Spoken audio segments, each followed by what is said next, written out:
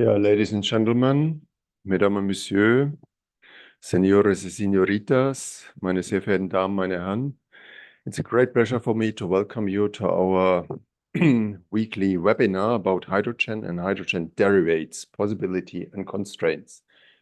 It's an extremely pleasure for me to welcome you on behalf of the different organizer, which is the University in Batna, which is the Green Hydrogen Association in Tunisia, which is the VDI, the Association of German Engineers here in Hamburg, as well as our university. And tonight, ladies and gentlemen, we do have a very interesting program, a challenging program, because we plan to discuss with you the possibilities about ammonia transportation. And therefore, first, we will have a presentation about ammonia as an energy carrier for the energy transition from Anastasios Vlasis from TÜV North here in Germany. And then we will have a presentation about the transportation of ammonia on ships from Axel Pechstein from the Reederei F. Leis in Rostock. And then we will have a presentation about ammonia handling in the port from Uwe Lütjens from the company Mabanav. So therefore, you get a quite interesting overview about ammonia transportation. And based on this, we will tackle next week the question about ammonia usage. Yeah. So therefore, we will look about the ammonia cracking and the ammonia fueled engines. But this will be take care next week. This week, as I said, we look about ammonia transportation. As you might know, ammonia is NH3, is an element which is on one hand side toxic, and on the other hand side, we have to take care. It is when it is liquid, it is on one hand side, let's say below zero with the temperatures as well as on a certain pressure. And therefore, ammonia is a quite challenging element which we have to tackle. Based on this preliminaries, I will now stop sharing the screen, and now we will let's say, continue with the first presentation from Anastasios Vlasis from TÜV Nord. So the floor is yours, and we are very much interested in your presentation, and thank you very much for being here. So Anastasios, sorry for my bad pronunciation of this nice Greek name. So the floor is yours, and we are very much interested in your presentation. So just it's fine. You pronounced it correctly, Professor Kaltschmidt. Thank you very much for the introduction. I'll hope that my screen is already shared. If you go on the presentation, yeah, now it works. Yeah, now it's in the presentation modus. Yes. So good evening, everybody. Thank you very much, as I said, for the introduction and for having us on this tonight's session. I would like to welcome you to our presentation with the title Ammonia as an Energy Carrier for the Energy Transition, which is based actually on our recently published study on behalf of the World Energy Council here in Germany. This is an overview of an agenda of tonight's presentation. So firstly, I would like to say some words about us, about TÜV Nord, about TÜV Ensis, who we are, and how we contribute through our services to the energy transition, to the new energy business. Then I will introduce you to the scope and the content of our recent study on ammonia. I will go through its main findings, what makes ammonia a promising candidate as an energy carrier, some pros and cons of ammonia in comparison also with other hydrogen derivatives and substances, which have been already well discussed and presented during the first sessions of these webinars. I will then discuss shortly about the status nowadays if we look at the entire ammonia value chain. And finally, I will close the presentation with a qualitative evaluation of the implementation chances of ammonia and the other derivatives as well for the future energy infrastructure, followed also by the key messages from the study.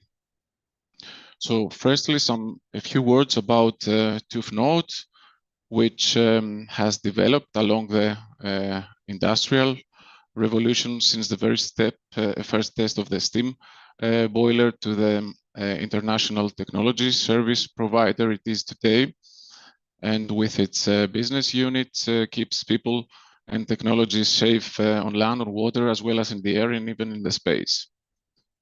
Some words about clean energy solutions. It's an operative business segment of TÜV Nord Group, supports clients in fields of sector coupling, storage in matters of hydrogen economy, reconversion, connectivity and control, and also digitalization. And on the left-hand side, you can see also a small overview of our services in each field. Our study was conducted, as I said before, on behalf of World Energy Council in Germany, and was a collaboration between TÜV Nord ENSIS and a TÜV Nord Group subsidiary company, the Energy Engineers, and was coordinated by our Hydro Hub, which provides guidance and matches this unique range of services with specialized units within the TÜV Nord Group. The aim of the study is to the current state of research and discussion on the topic of ammonia as a hydrogen and energy carrier. It also analyzes the opportunities and risks and highlights the economic and safety technical advantages and disadvantages of ammonia with the use actually of ammonia. I have listed also some references of both companies, and as well as the free download link to the whole study. But after the introductory words, I would like to start pointing out some properties of ammonia. Firstly, I want to highlight that ammonia is like hydrogen, not a new global commodity. Its production goes back into since decades worldwide, and is used and has been used widely in the fertilizer industry, as well as a chemical feedstock for various industrial processes. We are seeing also the quantities in the slide. Worldwide production of ammonia is about 180 billion tons per year, 1.3% of which only in Germany. So that means, of course, that the handling of ammonia in terms of experience, regulation framework, and safety already exists and can be considered as well established. Ammonia, like other derivatives like liquid organic hydrogen carrier, the LOHC or methanol, is harmful to organisms and to ecosystems to varying degrees. Some studies show that the ecotoxicity of ammonia higher than compared to methanol is, for example, and of a similar magnitude to that of heavy fuel oil is. For ammonia also, there are some other uncertainties in addition to the direct impacts to the environment, and these include the indirect impacts on the global nitrogen cycle.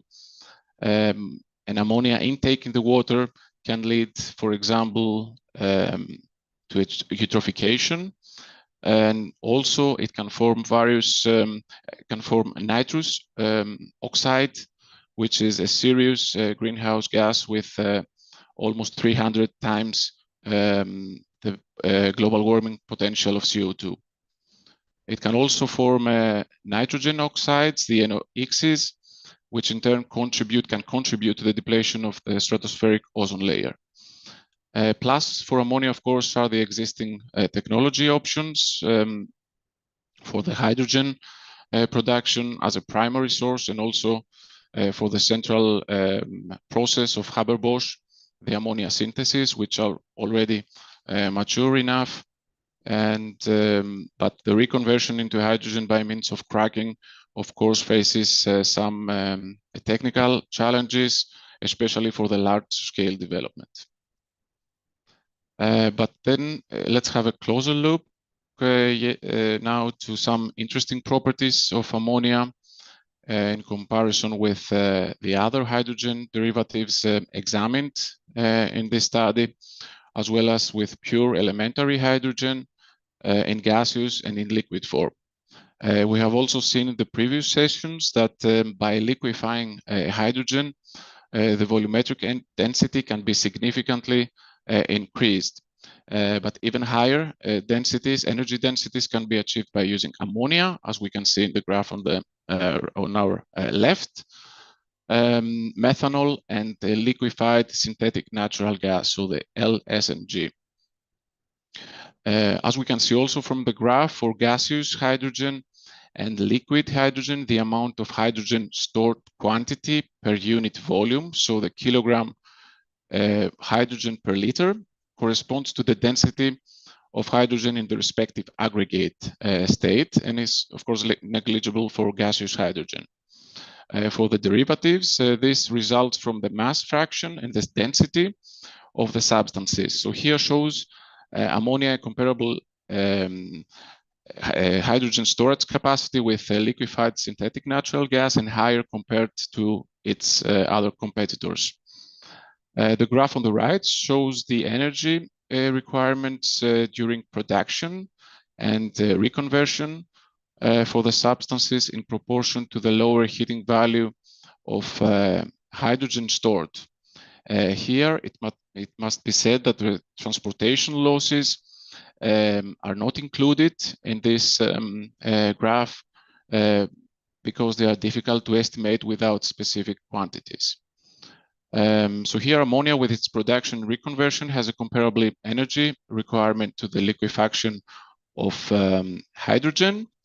The use of synthetic natural gas in liquid form requires a particularly large amount of energy, as we see here, because the gas needs to be liquefied in addition to being synthesized. For liquid organic hydrogen carrier, the losses can be significantly reduced, of course, if the heat released while loading, so the hydrogenation step at the production site, will be utilized and not be wasted. So as a final conclusion here, we can say that ammonia reaches high storage capacities and also offers the advantage of a relatively simple storage technology.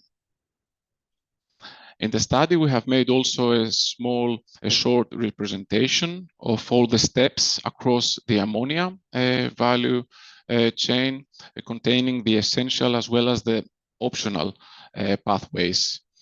I will go through this shortly. So on the left-hand side, we see the hydrogen production. So as a primary source for the ammonia synthesis, we can see the green hydrogen production pathway via electrolysis, and also the conventional pathways through natural gas steam reforming, or with coal, gasification of coal or biomass. If the CCS technology is involved, then we have, together with the green hydrogen pathway, the low CO2 production pathways. And following the ammonia synthesis, of course, ammonia generated can be used directly, stored temporarily, or transported by ship, rail, or pipeline. Once the hydrogen has been transported in the form of ammonia, for example, by ship, it can either be used directly when it arrives at the destination point, or converted back to hydrogen by means of cracking. The end use of pure hydrogen, or the hydrogen product ammonia as a feedstock or energy, takes place, for example, in the mobility sector as a ship fuel, industry, heat, and electricity sectors as well. But what is the status nowadays when we look at the entire value chain and its elements, with a look at the future of the energy imports and the imports of renewable hydrogen in Europe? According to our research, there are more than 170 ships worldwide which are able to transport ammonia overseas. This means that from a production land to northwest Europe, an import of ammonia is possible and can be realized. In the inland, ammonia can be already transported by means of inland vessels, by rail or trucks. So everything is already strictly regulated and can be implemented quickly. of course, with the respective expansion of the existing infrastructure. The study has made also a thorough research into the import strategies of some important seaports in the Northwest Europe, and that showed that all the seaports have, besides hydrogen, the ammonia imports under serious consideration. And the first ammonia terminals are going to be built until 2026, and some others will be set until 2030 into operation. This is in close relation also with the development of cracking infrastructure for the direct reconversion of ammonia into hydrogen site, and of course its further distribution via pipelines. It's also important that the existing LNG terminals can be further utilized and converted to ammonia. In the long term, this is already in planning, but this will face some serious technical challenges though, because the material selection has different specifications for the ammonia due to the different energy densities of the substances. It can be said that nowadays the one third of the existing LNG infrastructure can be converted to ammonia, so it's ammonia ready.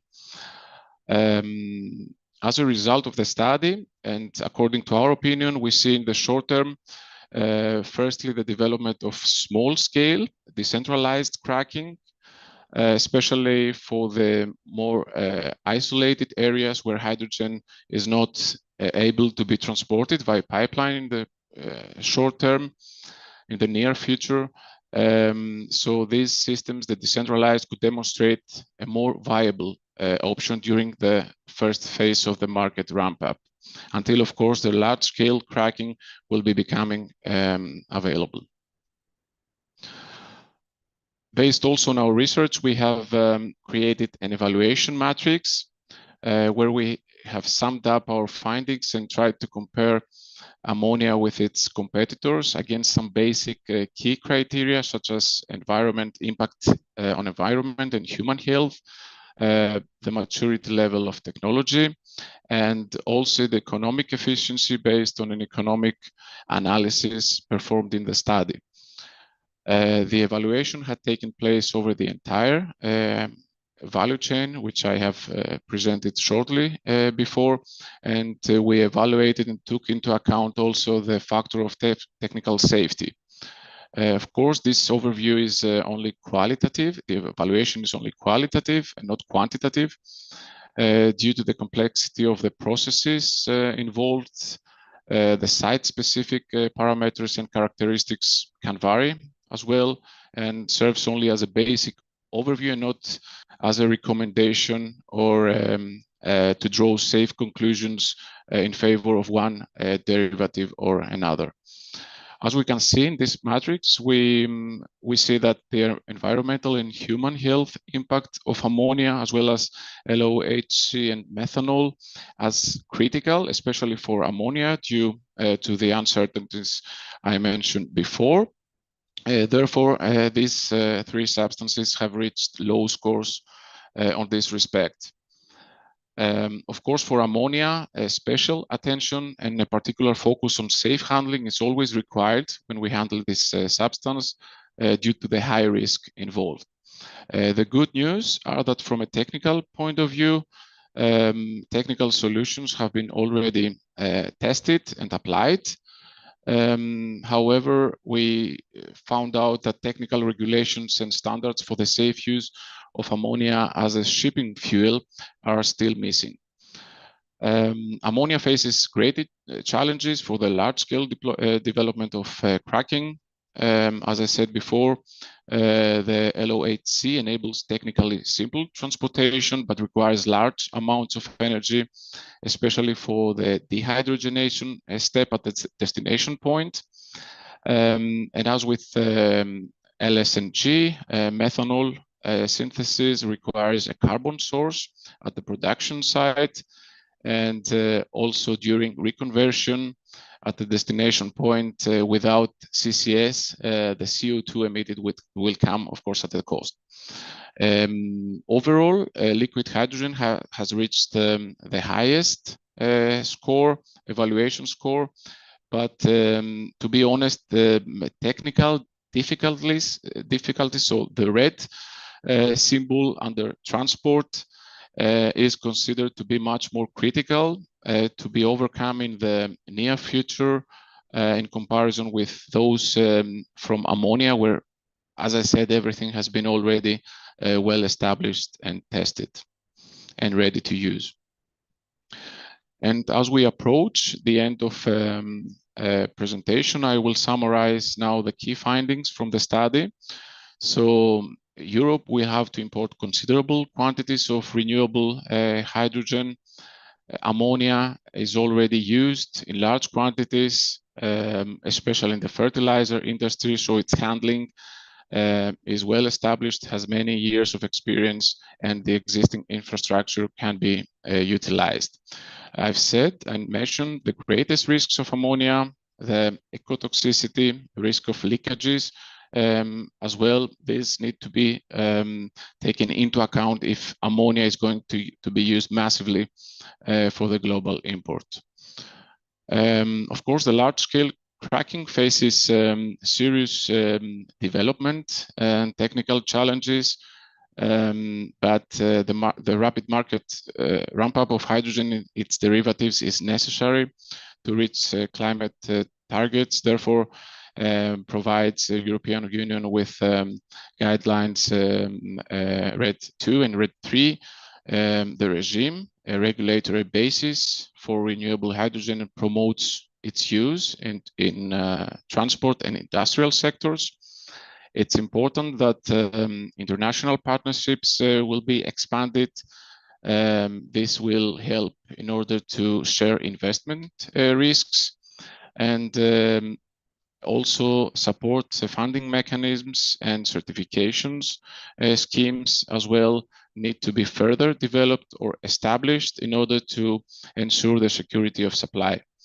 So as a final word, I can say that for a successful market ramp-up of hydrogen economy in Germany, ammonia is part of the solution. Thank you very much for listening. That was the end of the presentation. I'm looking forward to the next ones and also to the discussion round afterwards. Thank you very much. Okay, Anastasios Vlasis. I'm still working with this lovely name. Thank you very much. Yeah, thank you very much for this very interesting presentation. So I indeed understood quite or learned quite a lot of new aspects.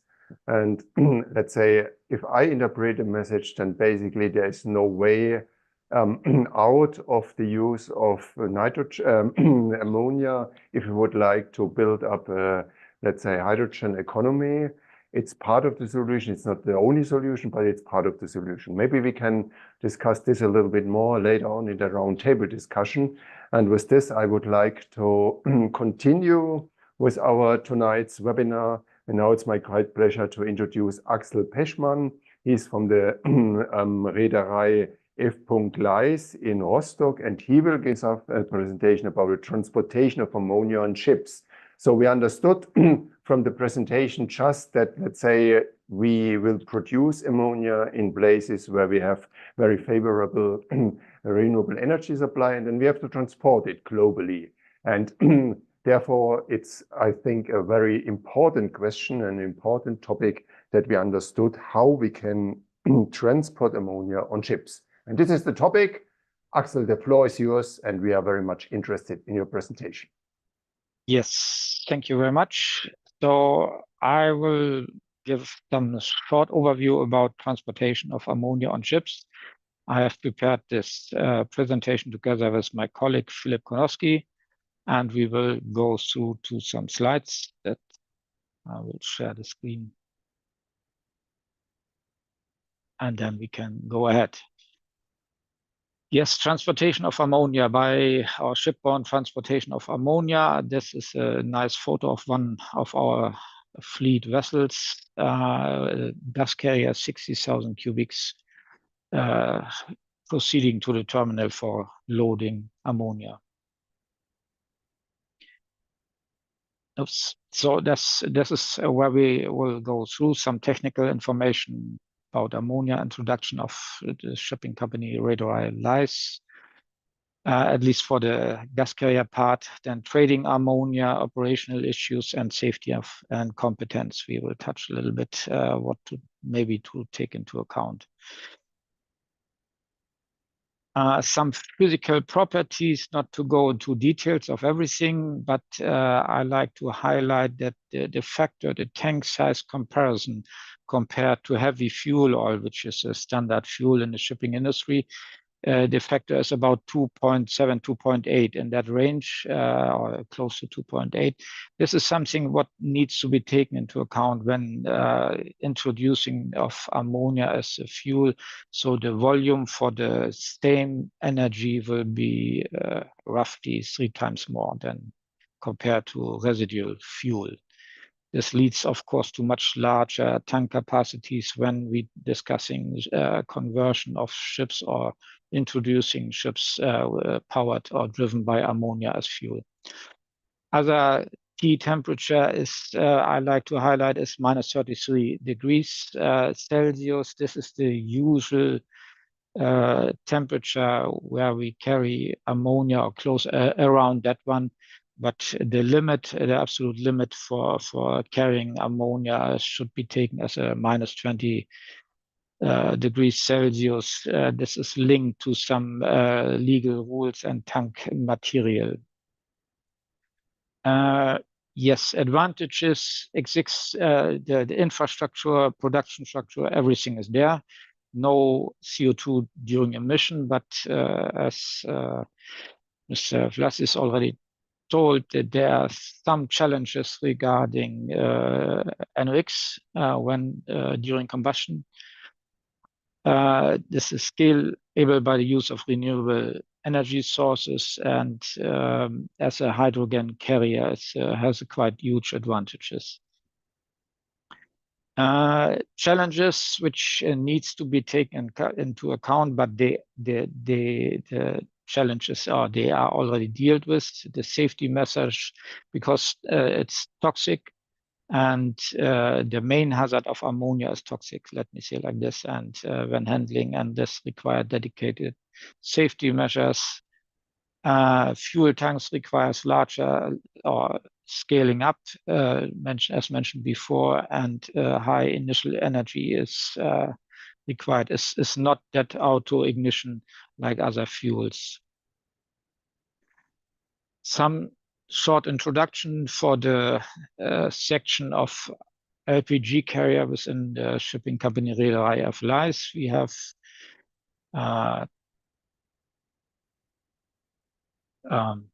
small scale or handy size vessels, so which have about 20,000 cubics cargo tank capacity, or can carry 20,000 cubics of ammonia. Then we have the mid-size, or this is handy size. Then we have the mid-size vessels, so we have 2 of them in management. They have a tank capacity of 38,000 cubics. I mentioned they are fully ref, so that means the cargo needs to be as close as possible to the reference point, so no overpressure. Whereas the semi-ref vessels, they have a certain pressure allowance in the tanks. And then we have these 2 big ones, the 60,000 cubics, also fully refrigerated cargo capacity tanks in the fleet. So these vessels we have in either as a third-party management or in ownership within our fleet. So for operation, we have those vessels carried about 2.1 million tons of ammonia in 2022. About 300 ports were called, so 300 cargo operations, loading, discharging. And we have, of course, a pool of crew available, which is highly experienced in carriage of ammonia.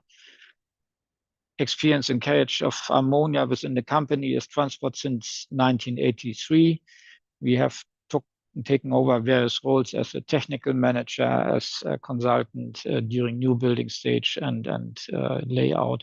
And we commence also new building for LNG dual fuel engines. Then when we're discussing transport of ammonia by ships, we need to have a look from where to where, or should have this. This is something where the production facilities are located. And from this trade, what we usually do is we have this in Trinidad Tobago is one big hub, which provides ammonia for South America and also partly for US. But meanwhile, US has increased also its production capacities, and they have a quite huge export capacity. Then we have Saudi Arabia, of course, or Persian Gulf. We have a little bit Indonesia, and then China. We have quite big production facility, but export from China is not that common, at least not yet. So main cargo streams of ammonia are either from Caribbean or US coast to Europe or South America. We have cargo volumes from within Northwest America, Northwest Europe. We have from Saudi Arabia, Persian Gulf to Asia, and as well from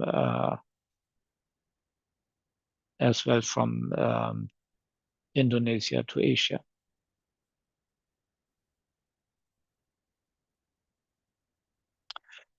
When we look for trading ammonia, we need to have a look a little bit on the vessels which are utilized for trading ammonia. So we have these handy size vessels. They have a little bit different shape. They have other tank design for the cargo tanks. And we have this MGCs. This is mid-sized gas carriers, which have a tank capacity of about 25,000 to 40, close to 45,000 cubics. These sizes of vessels, they mainly suitable for carrying ammonia. Then we have this large gas carriers, which a tank capacity for 45 to close to 65,000 cubics. Some of them, they are capable to carry ammonia, and but not all. And for the very large gas carriers with a most capacity, they have only limited number which are capable to carry ammonia. This is linked to, especially mainly to the tank design material, tank material which is in use, and but of course to pumps and layout of the cargo liquefaction system. Then these some cross-sections to explain the differences between the tank types which are in use. So then we have C-type tanks, or also they are designed mainly as for cargo tanks as B-lob tanks, and they are less sensitive for pressure management, so they can have some pressure inside the tanks. There is no requirement for a secondary barrier. Secondary barrier means the ship's or hull structure needs to be capable to compensate or to remain the strength in case of a tank leakage.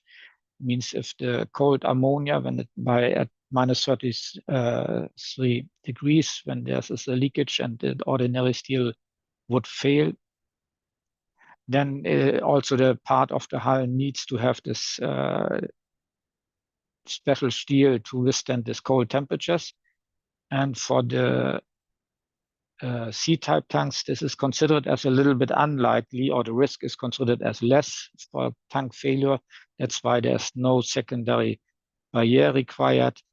Of course, there's some specific requirements for ammonia carriage, but these type of tanks are limited in size due to the design, thickness, and shapes. Then we have these A-type tanks. They are commonly in use for the bigger vessels, from the MGCs and upwards. They are sensitive for pressure management. So maximum pressure is 0.7 bar. Usually they are at about 0.45 bars. They have a requirement for a secondary barrier. So efforts, or the design is more challenging from the shipbuilding, and as well they need to have specific requirements for carriage ammonia, and they have less limitations inside, so they are in use when we have large scale cargo tanks. Applicable rules for ammonia. So there's everything is in place. This is nothing new. This is in use for a long time. So we have, of course, the IMO regulations covering all like this, what is applicable. Then the main document or rules or legislation is the IGC code, International Gas Carrier Code. There are all these requirements stated, which covers design, equipment, training standards. This not training standard, but maintenance and inspection. Training standards for the crew is stated in the STCW, standards for training and certification and watchkeeping of seafarers. And of course, then we have finally classification requirements, so means requirements from DNV, Lloyd's Register, ABS, or those classification societies dealing with shipbuilding. But the main issue and main standards which are in use and reflected also with the vessel are industrial standards. So they are, there we have the OCAMF, Oil Companies International Marine Forum, CDI, Chemical Distribution Institute, SICTO, Society of International Gas Tanker and Terminal Operators, and Intertanko. So they have, these organizations, they have published a lot of guidelines, recommendations, and standards covering design, equipment, training standards, maintenance, inspection, but as well operational procedures. Dealing on board tankers, gas carriers, and of course applicable as well if we carry ammonia. Then operational issues during the transport of ammonia. So the transfer shore to ship or ship to ship is quite common. And of course, then finally back from the vessel to shore. This is a most critical stage in the entire chain, because you have a ship-shore interface. The crew on board the vessel and the shore staff, they needs to communicate, but there are well-established procedures based on this industrial standards. They use either flexible hoses or marine loading arms. Then we have cargo manifold requirements. So that means in the lower picture where it's connected. So there's a standard between the shore and ship connection in place. This is joint operation of shore staff and ship's crew, but well-established procedures and commonly worldwide. And for instance, this ship shore safety checklist is based on widely distributed or common industrial standard. This is same. Then we have a loading and discharging procedure. When we're discussing about loading, so the connection is a bit critical. There's a lot of attention required and sensitive, but these procedures are well in place. Purging of connection, that means on completion of this cargo operations, I need to remove this remaining ammonia in the pipe. It's called purging. So this purging procedures and responsibilities are well established. Ship's shore checklist is a standard format. Main procedures for these operations are provided by the equipment maker. So there's this cargo system, and the equipment is designed by some equipment maker. They have also provided usually the procedures how to do this, and vapor recovery capacity. This is a critical item when you're discussing about quantity of loading, and because the vessel needs to compensate less temperatures. When we're discussing about this A-type tanks, which cannot have this high compensate high pressure. When you fill up the cargo tanks, you need to compensate the vapor phase, and this will be compensated by reliquefaction, and then it's linked to the capacity of the cargo compressors or the reliquefaction plant, how much they can absorb, and this will have an impact to the loading list. So then I have this like this is from the ISCOT International Ship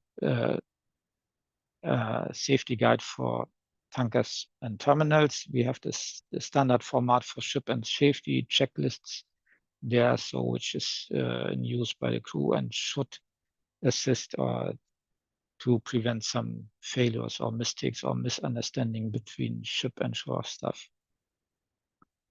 Yes, this therefore the picture there, this graph, this course, this is showing some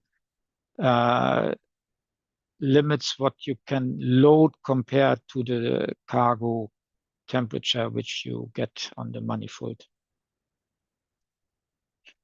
Then cargo transshipment, this is this cargo handling during voyage.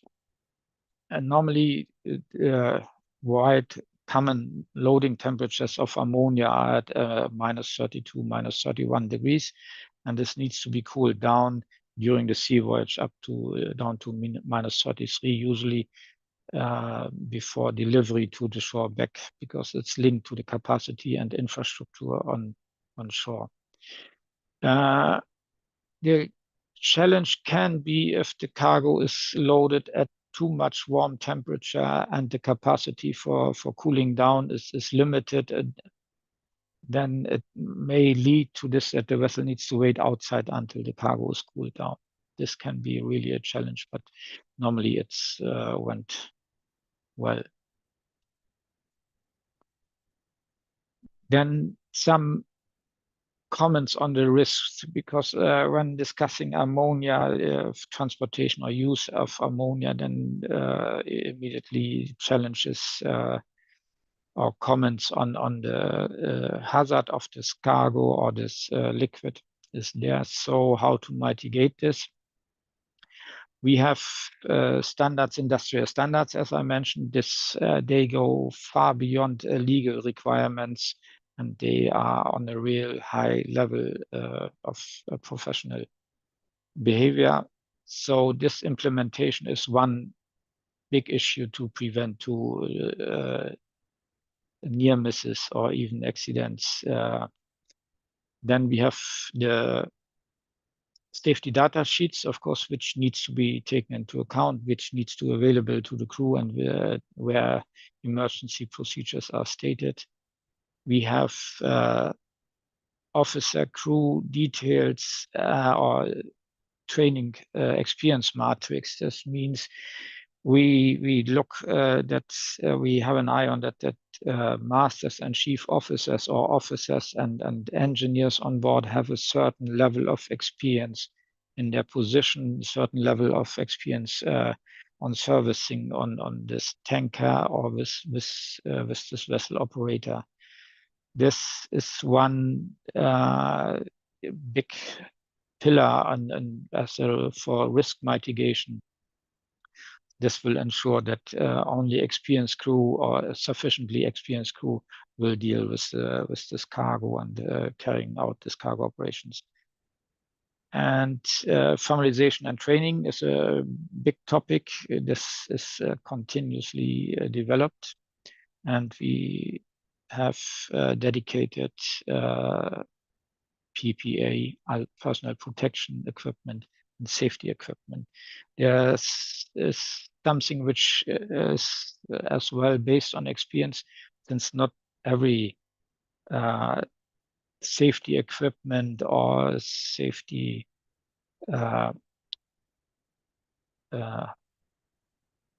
overall, not overall, but safety suit can be taken due to the hazard or nature of ammonia, because not all components or material can withstand this material. This needs to be taken into account. Yes, then we are already close to the end, and many thanks, and we will see us later on in the Yeah, Axel, thank you very, very much for this very interesting presentation. I mean, I understood from my side that basically the transportation of ammonia is market mature. So we have all the possibilities and all the regulations and all the options are there. Maybe the question is if we can transport ammonia so cheap as it should be to, let's say, ramp up the market and allow everything, because if I understood from your safety measures, what you have, they are all, I mean, I would expect they are also very closely connected to, let's say, costs. And therefore, it might be also a challenge if there is a possibility to reduce the cost. But let's come back to this topic maybe when we have the roundtable discussion. So thank you very much again for your very nice presentation. Before I continue with our next presenter, with Uwe Lütjens from Mabanav, who will give us an overview about ammonia handling on the port, which is the, let's say, next step when we would like to import ammonia. I just would like to mention that if you have any questions, comments, remarks, yeah, we are more than happy if you put them in the chat, yeah. So then we will have a little bit possibility to address them later on when we have our roundtable discussion. So with this, ladies and gentlemen, it's now my great pleasure to introduce Uwe Lütjens from Mabanav. He will give us an update about ammonia handling in the port. So, Uwe, the floor is yours, and we are very much interested in your presentation. Thank you, Martin. I'm trying to upload here.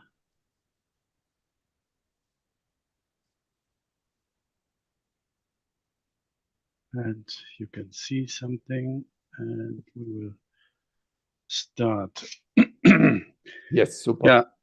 Thank you very much to give me the opportunity to touch base a little bit on our project here in the Hamburg port, Blumensandhafen, it's also called like that. I would like oh,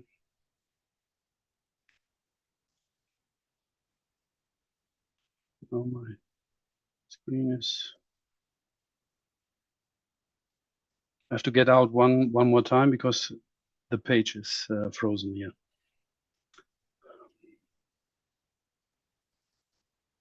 One more time. So one more time.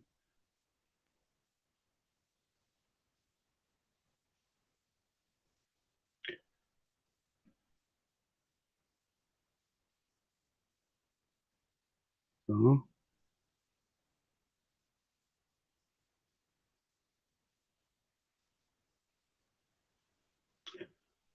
Okay.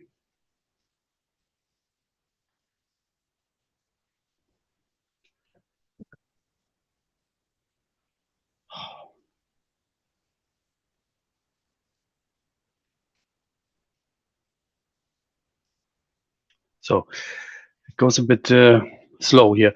I would like to give an overview about the project here in Hamburg. First, I would like to give a presentation about the project New Energy Gate in Hamburg, the project developer, context and scope, and the main components of the ammonia project, and also an outlook about the main components of the hydrogen project. Who are we? We are trying to develop in the Blumensandhafen in Hamburg the so-called, we call it New Energy Gate Hamburg. It's an import and export of green ammonia and process hydrogen out of it. That is our anchor client, Air Products, and the Mabanav Group, who's running the onshore facilities, and both entities are trying to set up one ammonia wing, and the other one is responsible for the hydrogen part. Where's the ammonia coming from? At present moment, it's coming directly from our anchor client here from out of the NEOM source, which is in Saudi. And it will be produced there in an ammonia production train.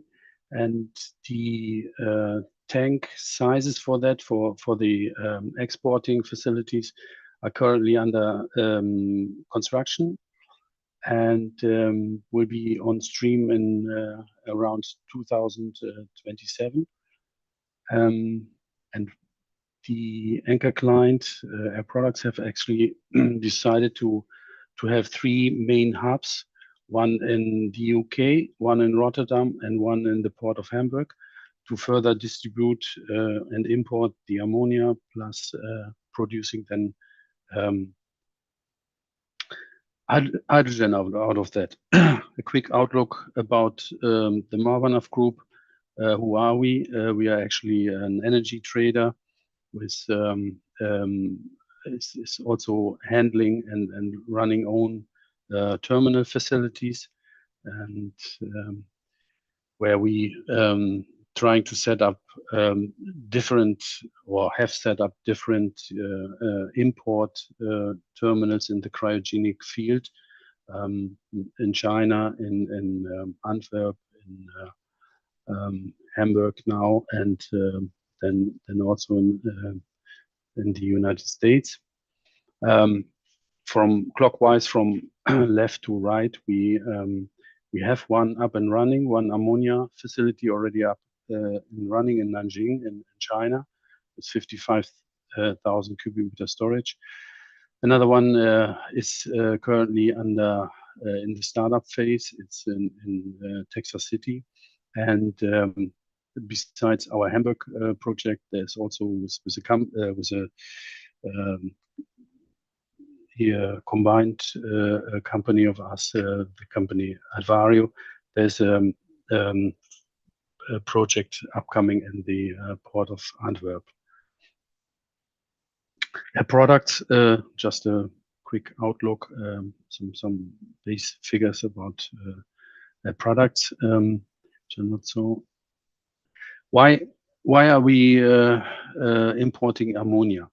And I think it was already mentioned by Anastasio's report or presentation that actually, due to the density factor and due to the stoichiometric gaining, we see a big advantage in bringing or using the ammonia as a energy carrier, which can be then easily cracked into hydrogen. The facility in the port of Hamburg is currently on a fossil terminal plant, and the project in itself will take off existing crude oil tanks and will instead make use of the new space by integrating the infrastructure into this of the existing plant into the new greenfield project in this oil terminal. And there's foreseen at the moment storage tank capacity of around 80,000 cubic meter, an upgrade of jetty facilities, which is currently used for up to 100,000 deadweight tons oil carriers. And these jetty facilities will be modified to take up the import and export of seagoing and also barges for ammonia handling. Then we have the ammonia cracker, which is operated by Air Products. The hydrogen downstream logistics, which is also operated by Air Products, and which I will express a little bit later. Why did we select the Blumensand terminal as being one of, let's say, good hub for the ammonia import? We made, together with the Hamburg port authorities, already a nautical hazard to confirm the nautical accessibility for very large gas carriers into the Blumensand area. And besides that, oil tanking or the Maritime terminal is classified already as ISPS harbor, so which makes the handling and the safety aspects much easier. Hamburg in itself is the third largest harbor in Europe, with sufficient draft for even very large carriers.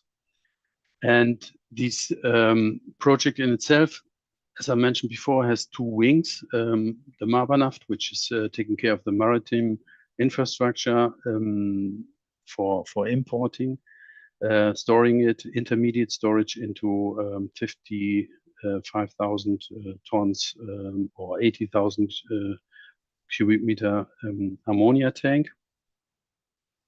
And there's the possibility to export via barges.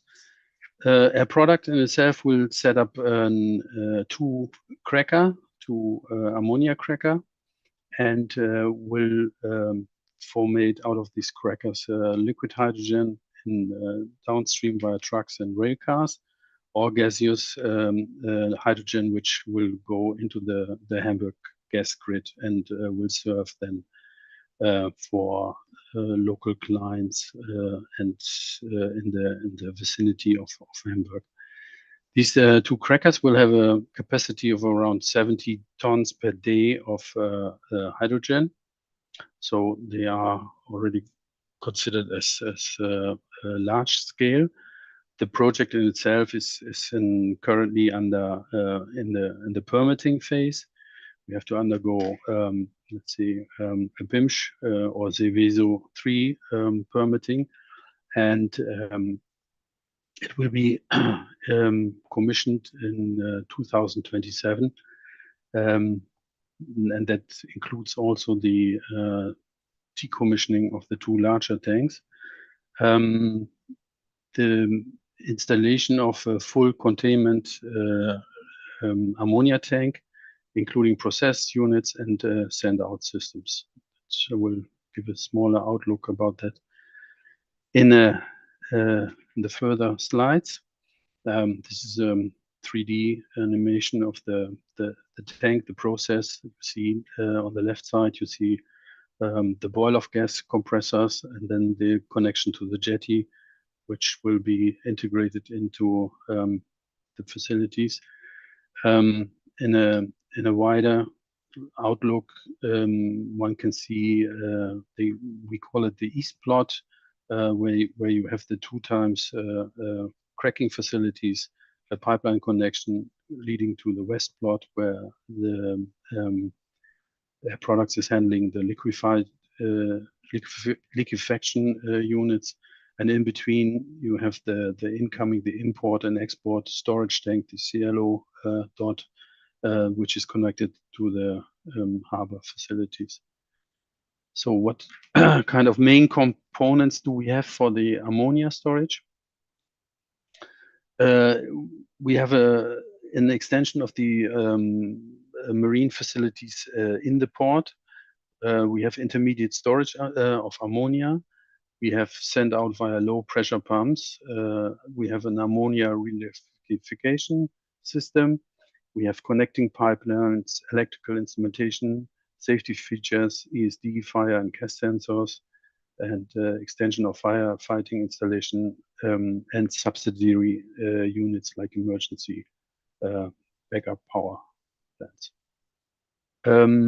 As it was already mentioned by Axel before, I think the aiming for this project is to bring in very large gas carriers. They are fully REF,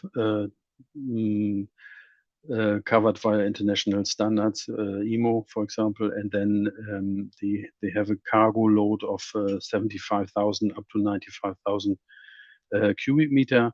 Normally, transportation, as Axel already mentioned, is around -33 degrees. And these vessels do have their own facilities on board, send-out pumps, reliquefaction units, boil-off compressors, and the like. Then the ammonia tank. The main components of the ammonia tank, it's according to the code, it's the EN 14620. It's a tank with full containment safety hull. It is the ammonia will be stored at minus 33 degrees with a slight overpressure of around 200 millibar. The remarkable thing about these tanks is due to safety features, the tank has no outlets at bottom or circumferential walls, so all penetrations will be through the roof. The tank in itself has an inner tank, then a containment area, and a circumferential wall, which is made out of pre-stressed concrete to prevent from outside mechanical forces. The tank concept is a proven technology which is used quite often in the cryogenic storage area. The tanks, sorry, the pumps in the tank, they are so-called in-tank pumps. They are liquid cooled, and they are in a pump column in the tank, so they can be taken out with a hoisting facility for maintenance purpose, and can be lifted out of the tank. But usually, well, they are in the liquid. They are inside of the tank. Then the process units, we have so-called boil-off gas compressors. Normally for ammonia, the tendency is to go for oil-free piston compressors. The compressor is in principle part of the reliquefaction plant, and the reliquefaction is against air or water, and this is the compressor technology is also a proven technology which is worldwide in use. A small process flow diagram.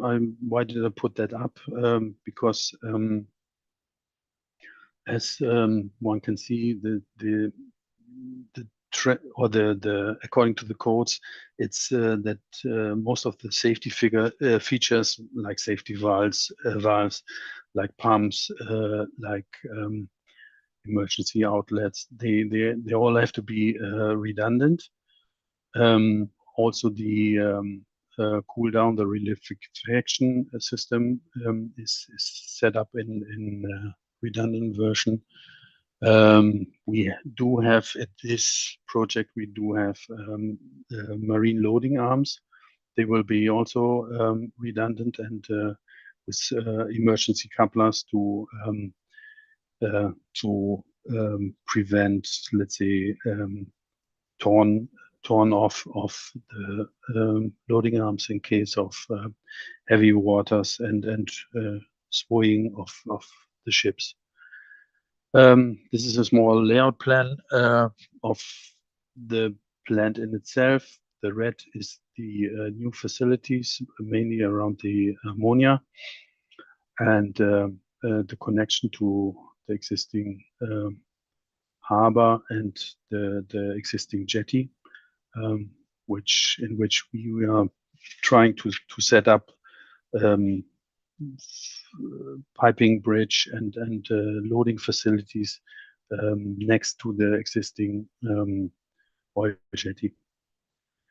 I put up here, we had already in the previous presentation, we had an outlook about ammonia exposure guideline levels, and this is the ERP levels, the emergency response planning levels, which define in certain levels 1 to 3. For ammonia, the first line, the airborne concentration, and which actually gives then also the limitation in which individuals can be exposed for 1 hour without life-threatening health effects occurring or developing. There's a second one available in the codes, which is AEGL, and that is more precise on the duration of time and where humans or population can be exposed to ammonia. These two levels will be taken up in the safety features of our further planning. So for us, they are quite important. Then coming to the hydrogen, I think we also can spend a bit 4 or 5 minutes here on the hydrogen outlook. Simplified block diagram, the H2 production 2 times 35 tons per day. We will deliver at 8 bar the ammonia to the plant and to the crackers, and the cracking facilities will then further develop the hydrogen at around 29 bar. The dissociation of the hydrogen is a combustion reaction process. It's pressurization of imported ammonia to around 60 bar. It contains heating and condensing of liquid ammonia, furnace via heating drums, import of heated ammonia to catalytic columns, cleaning of the two gases, the hydrogen and the gaseous nitrogen, within pressure absorption, and the fuel gas for the furnace process will be taken out of the pressure absorption unit and will be added by either natural or by biogas for the furnace process. Then we have the outlook of the schematic hydrogen liquefier unit.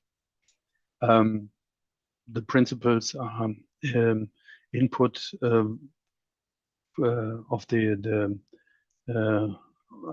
ammonia dissociator via pipeline at 29 bar, cleaning of the debris of the gaseous hydrogen, transferring of auto hydrogen into para-hydrogen, cooling via integrated cooling system, final recooling to allow subcooled liquid hydrogen, and regain and reliquefaction of hydrogen gas. There's also a storage and loading area planned where you have nitrogen tanks around 600 cubic meters, then hydrogen tanks 5 times 31 tons, and the max loading of trucks, the outbound trucks of 52 tons per day. That is already the end of my presentation. I thank you for your attention, and if there are any questions, then please feel free to ask them. Yeah, Uwe, thank you very, very much for this very interesting presentation, or for this outlook on the ongoing activities here in Hamburg in the harbor about the import. So, ladies and gentlemen, we now get a, let's say, from my point of view, a very nice overview. First about the latest, let's say, analysis about the ammonia as an energy carrier. And then we learned something about transportation of ammonia on ships, and then ammonia handling in the port. So maybe, let's say, Uwe, Axel, and Anastasius, maybe you can come back with the video that we can see you all.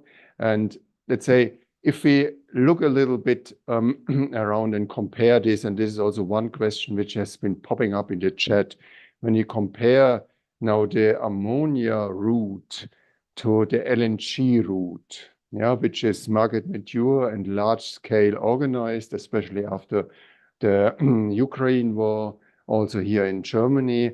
Then the question is, when we talk ammonia, then this is from an economic point of view, is it similar, or is it more expensive, or is it more challenging, or is it less challenging?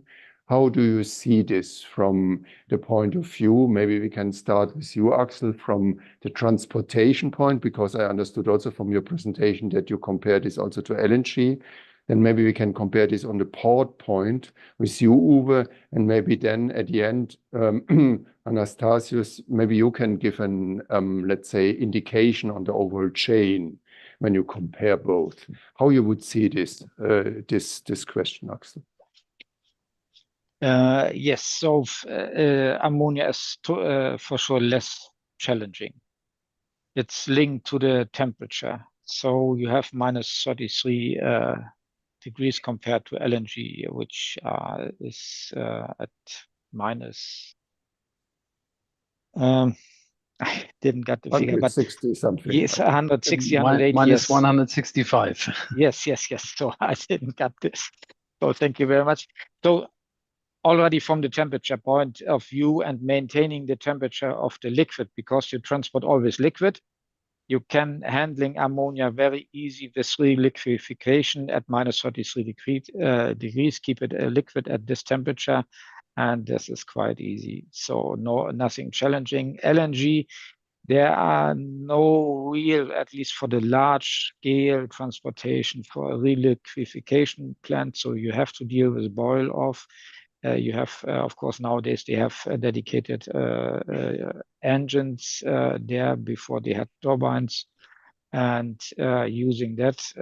So it's, and also temperature, and also from the port operations, all like this is much more challenging, intensive efforts you need to do on that one compared to LPG trade. This is a totally different story, LNG trade in the shipping industry.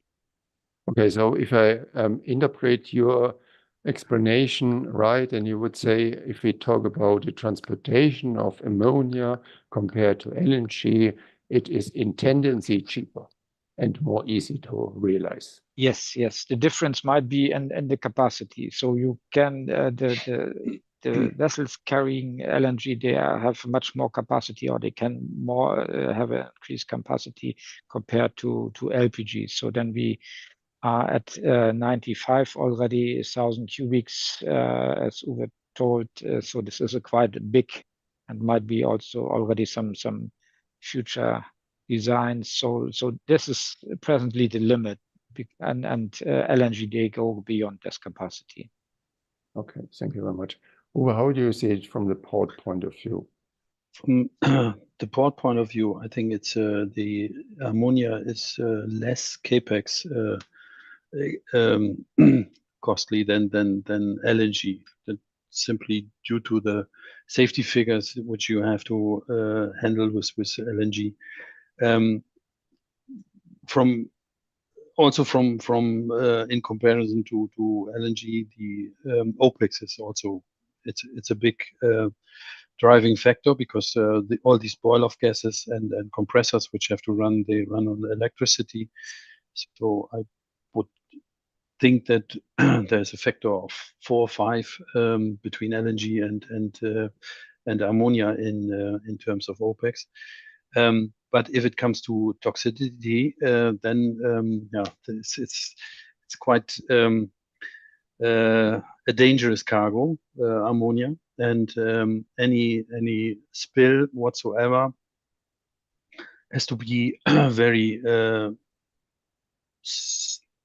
very much contained. Otherwise, the limitation, the exposure to humans are very little, and or the levels.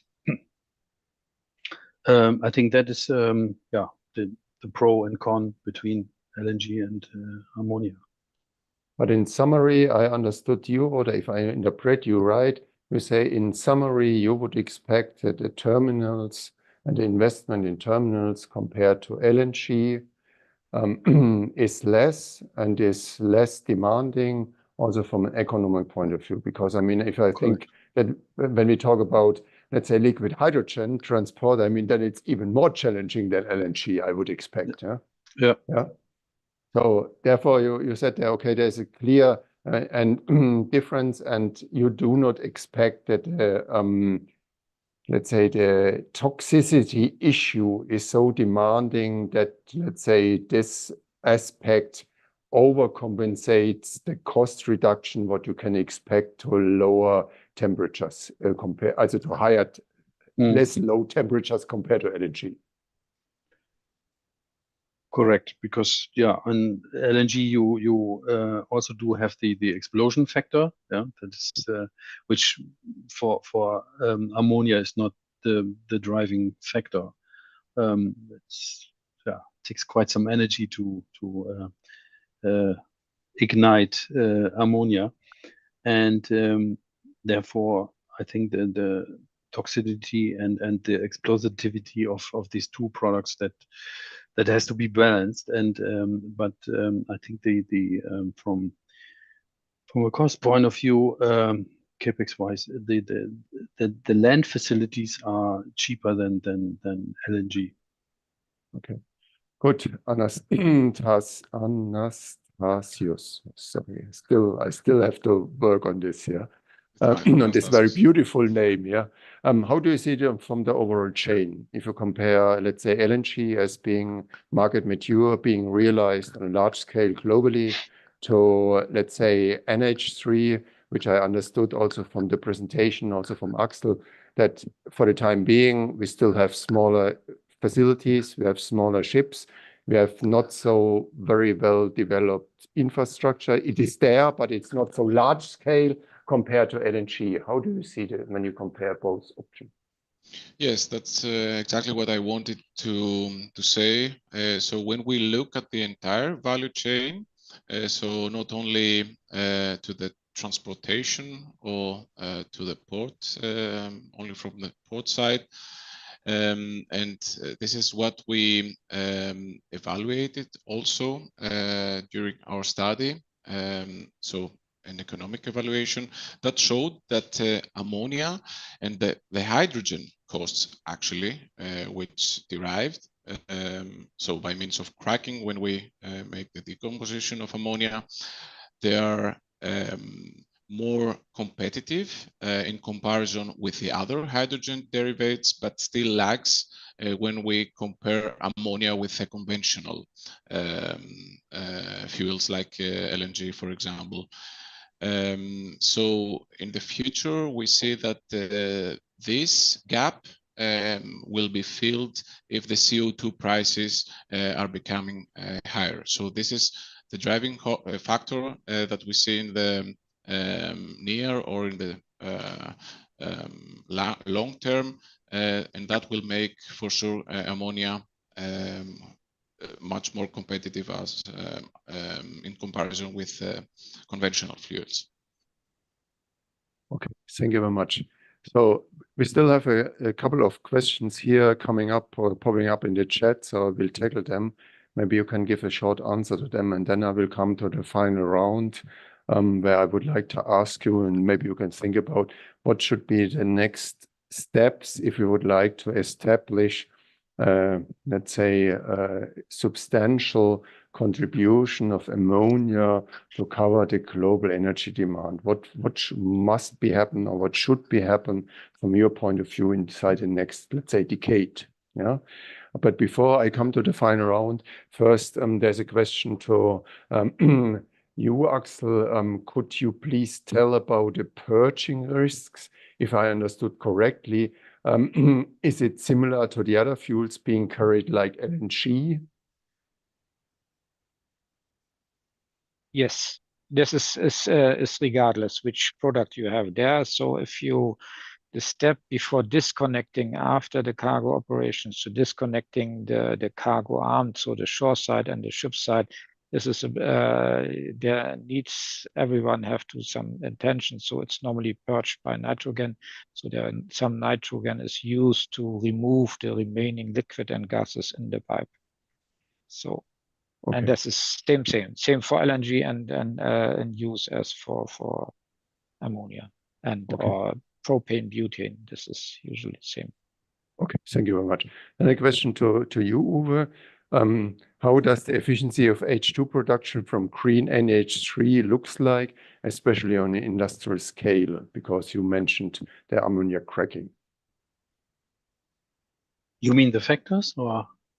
How does the efficiency of H2 production, the losses, I would guess, from The green losses? Yeah. The losses are in so far, because this will be a pilot unit taken up by Air Products, but the forecasted losses are around 8 to 9%. Okay. That is.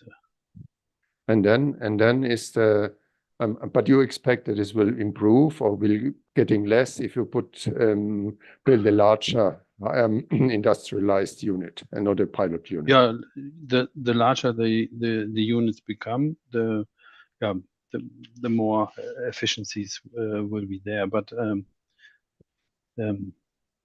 think Okay. I don't know what is the limitation on the efficiency. Okay, then let's go to the last question here regarding the cracking of NH3. It's the same topic. How clean is the exhaust? Can you say something about this?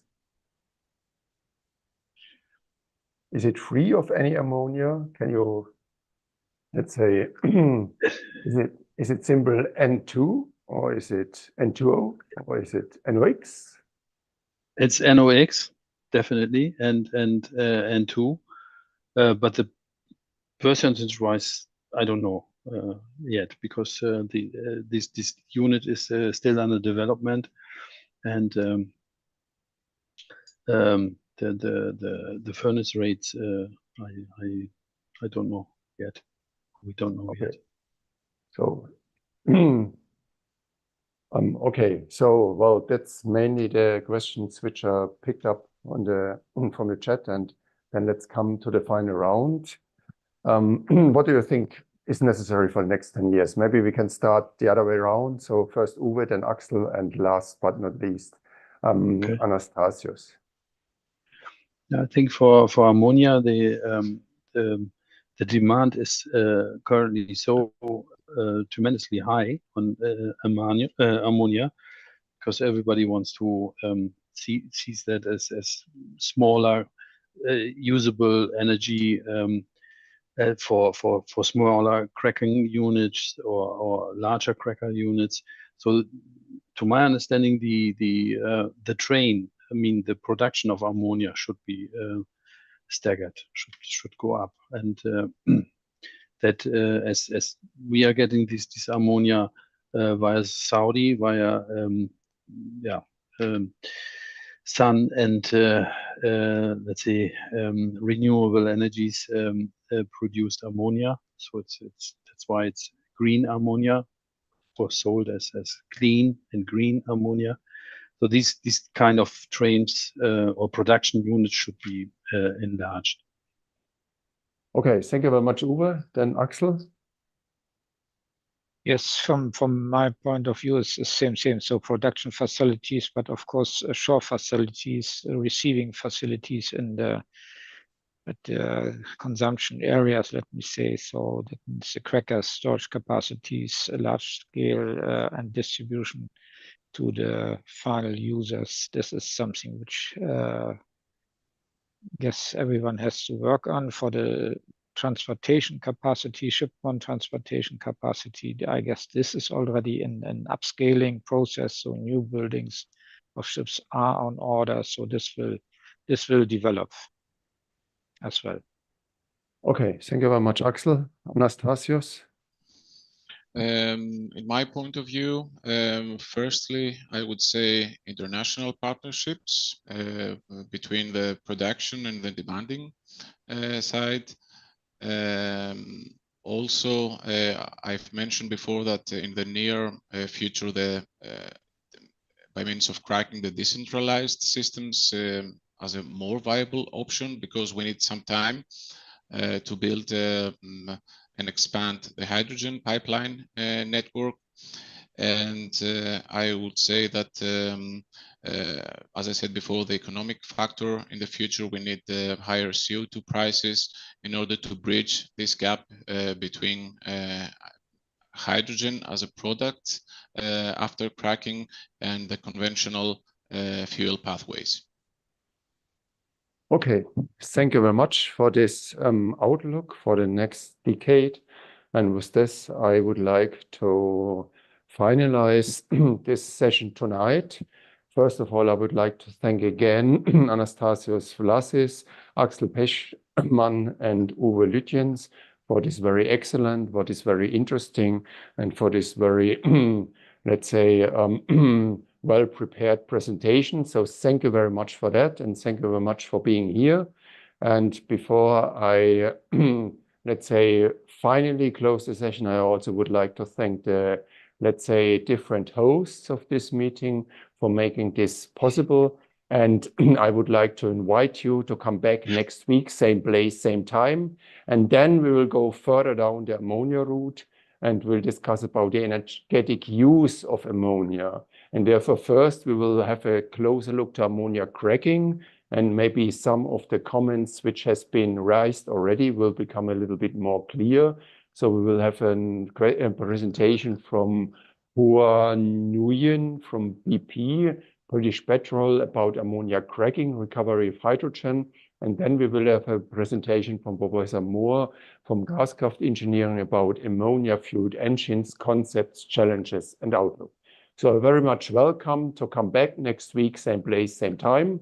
And before I stop, please take also in account that I would like to thank the colleagues which are behind the scene, making this possible, organizing everything, and taking care that this webinar works out so smoothly and no technical challenges which are could not be overcome without that you notice this has been occurred.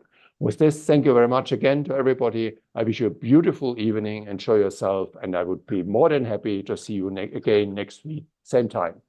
Bye-bye. Thank you.